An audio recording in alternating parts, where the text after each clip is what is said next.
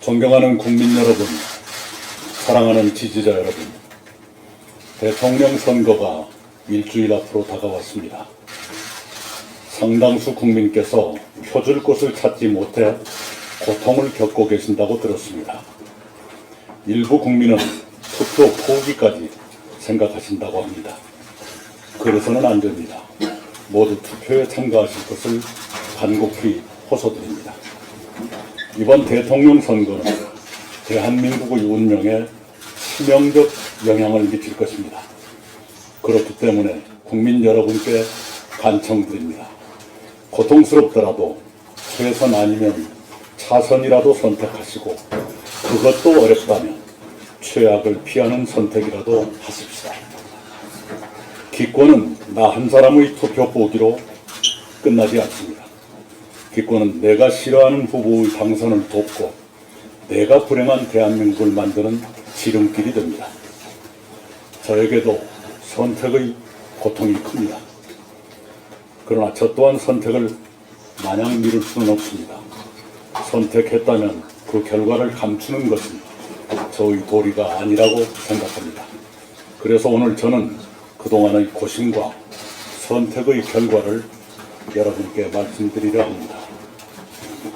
일찍부터 저는 더불어민주당이 다른 후보를 내면 협력하겠다고 여러 차례 밝혔습니다. 범죄 혐의 없는 다른 후보라면 입법권과 행정권에 이어 사법권까지 장악하며 삼권 분립과 민주주의를 파괴하지는 않을 것이기 때문입니다. 그러나 더불어민주당은 그런 순리를 거부하고 사법 리스크가 하나도 해결되지 않은 후보를 내놓았습니다.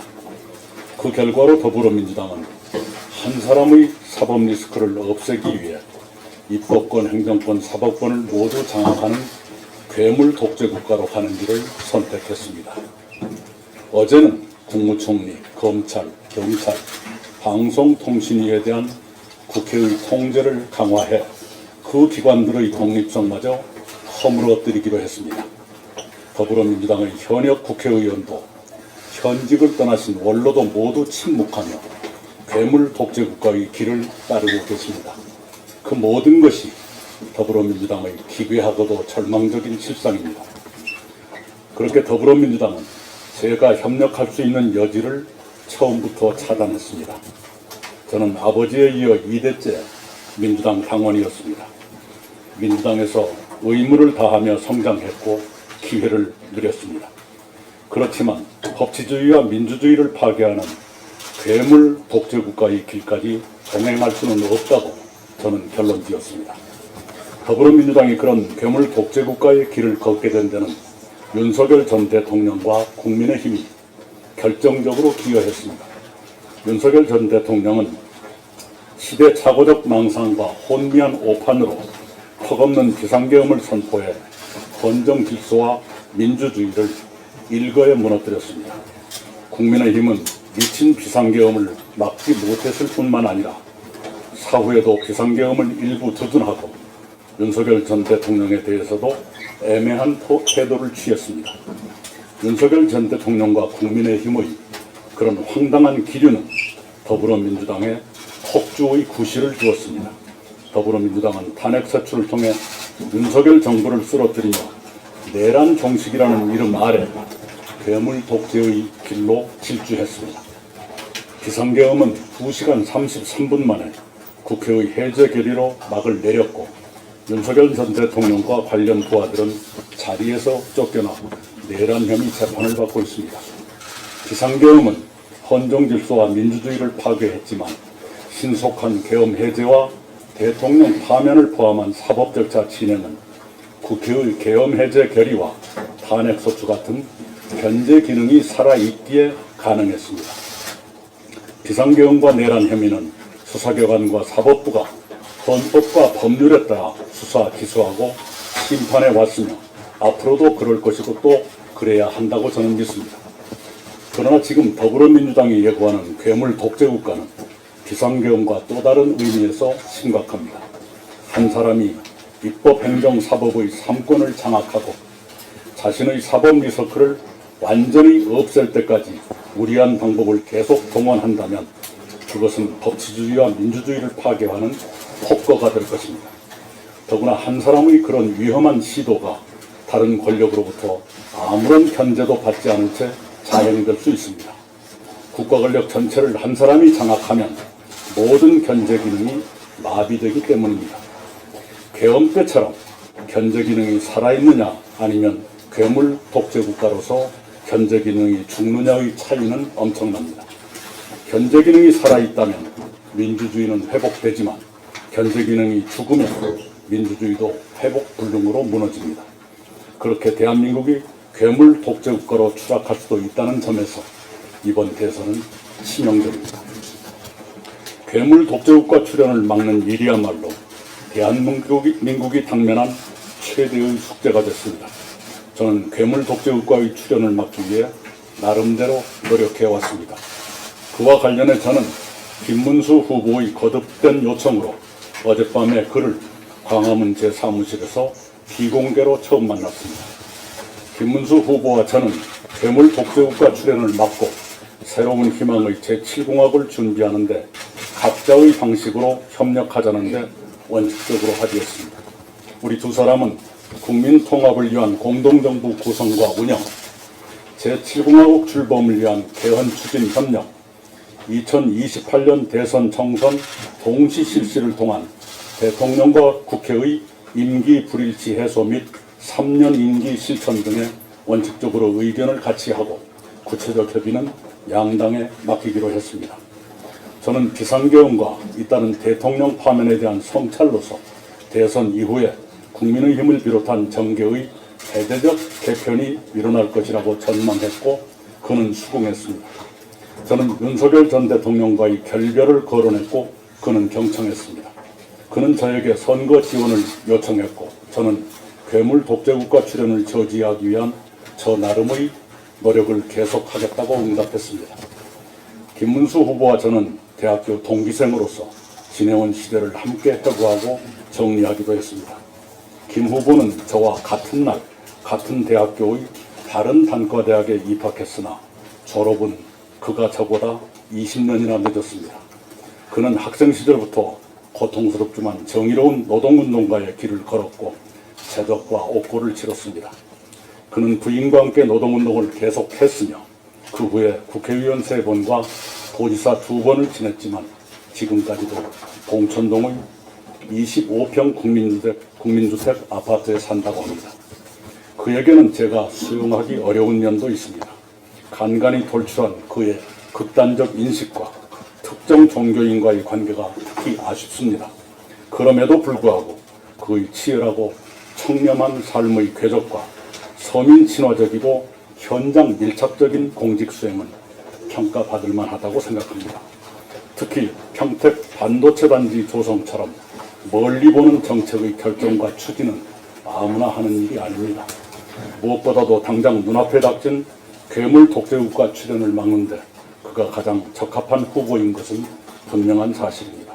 그래서 저는 저의 한 표를 그에게 주기로 했습니다. 이상으로 오늘 보고를 마칩니다. 감사합니다.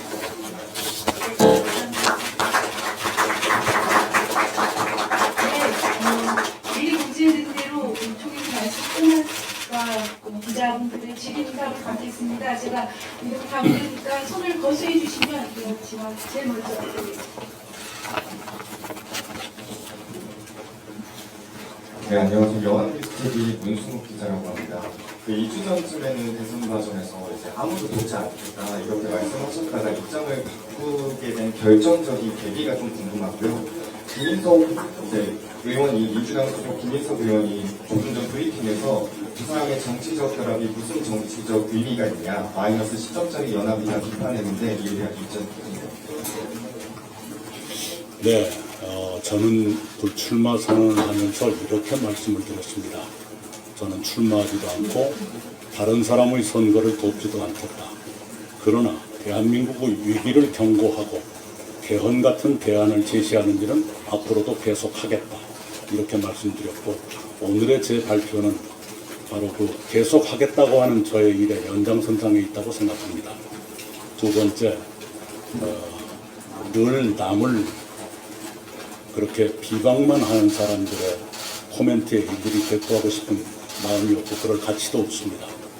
거듭 말씀드리지만 저는 그들보다 민주당을 더 사랑했으면 사랑했지 그렇지 않은 편이 아닙니다. 그럼에도 불구하고 법치주의와 민주주의를 파괴하는 괴물 독재 국가의 길까지 동행해서는 안 된다는 것이 저의 신념입니다.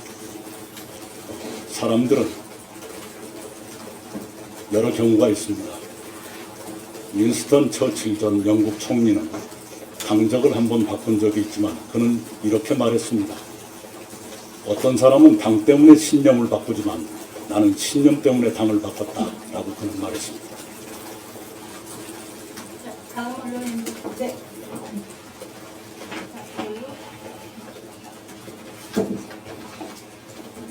네, 채널이 최재형 기자인데요. 그러면 향후 유세라든가 비무소랑 같이 하실 계획, 가능성이 있을까요?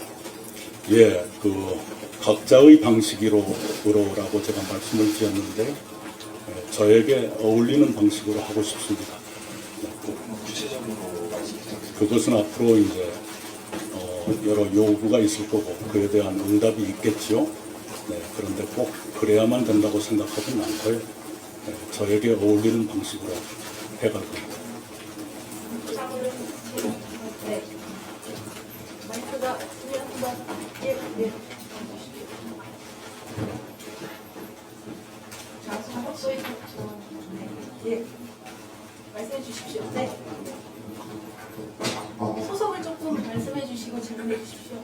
성별이 있어서 지금까지 비상계엄 커플을 있었는데 지금 국민의힘하고 김문수 후보는 비상계엄에 대해서 비상계엄 선언에 대해서 충분한 모습을 보이고 있다고 생각하시는지 궁금하고 그리고 어제 만남에서 김문수 후보에게 비상계엄을 대통령과의 대면을 얘기하셨는데 그게 참 정상했다라고 말씀해 주셨는데 어떤 반응이 좀 어떤 문제들이 좀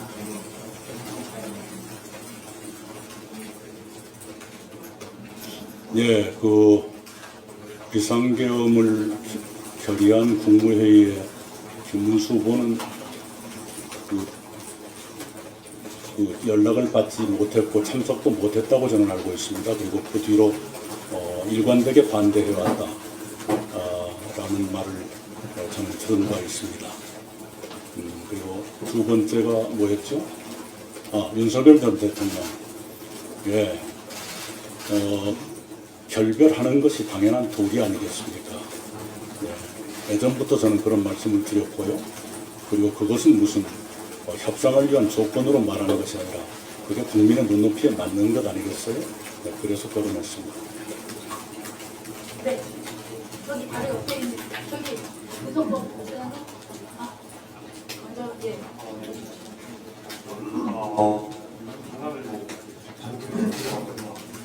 과거에 고모님께서 그 개혁신당과 통합을 시도했다가 실패하셨는데 사실 김문수 후보의 대선 승리의 마지막 카드는 이준석 후보와의 단일을 하다라는 얘기가 많습니다. 근데 과거 이준석 후보와 통합을 실패한 고모님께서 합류하신다면 단일화는 완전히 물 건너간 거 아닌지 궁금합니다. 네, 그것은 제가 알 바가 아니고요. 네. 각자의 판단이 있겠죠. 네. 네, 고모님, 저 MBN 표성우입니다. 이번 연대가 고모님 개인이 아니라 새미래민주당 전체와의 연대인지가 궁금하고요. 그리고 이게 선거 결과와 상관없이 향후에도 계속 유지가 되는 건지 궁금합니다. 선거가 끝나고. 우선은 제가 연대라는 말을 한 번도 안 썼을 거예요. 제 아들이 고대를 나왔습니다. 예. 그 문제는 당이 판단하는 일이라고 생각합니다. 제가 일일이 당에 대해서 이러쿵저러쿵 지시하고 있지 않습니다. 그리고 선거 이후는 선거 이후에 맞게 판단해야 되겠죠. 네. 네. 잘 되셨으면 예. 말씀해 주십시오. 이대리 기관님인데 그 개헌 관련 입장 중요하다고 말씀하셨는데 지금 국민의힘 선대위에서 윤석열 의원들은 이제 탄핵에 반대했던 분들을 앞세우고 있는데 그럼에도 불구하고 개헌과 선을 긋고 있다고 보시는지 궁금하고요. 두 번째는 이후에 국민의힘에 합류하실 계획은 있으신지 궁금합니다. 공동이라는 것은 따로라는 것을 전제로 하지 않나요? 공동이 아니고 합류하면 또 당일 정부지요. 그렇지 않습니까? 네. 그리고 계엄에 대한 또는 탄핵에 대한 입장 차이는 있었겠지요. 네. 그러나 그것이 대선을 지나가면서 자연스럽게 해결될 수 있다고 저는 보고 있고요. 네. 지금 선거 일주일을 앞두고 그것 청산부터 하겠다고 덤비는 건 효과적이지 않다고 생각합니다. 네, 알겠습니다. 네, 여당뉴스 김현식 기자입니다. 좀 전에 김문수 후보 지지에 대해서 부모님 개인의 판단을 하신 거고 당은 당에서 판단을 하셨는데요. 이게 본인이 생각하시기에 앞으로 당대당 합당도 가능하다고 보시는지 입장 부탁드립니다. 그건 동지들이 판단할 일이지만요. 그렇게 가지는 않을 거라고 예상을 합니다. 네, 거듭 말씀드리지만 공동이라는 것은 둘이라는 걸 전제로 하는 거니까요. 그렇죠? 네, 알겠습니다. 또 다른 질문 있으시면 거수해 주시기 바랍니다. 네.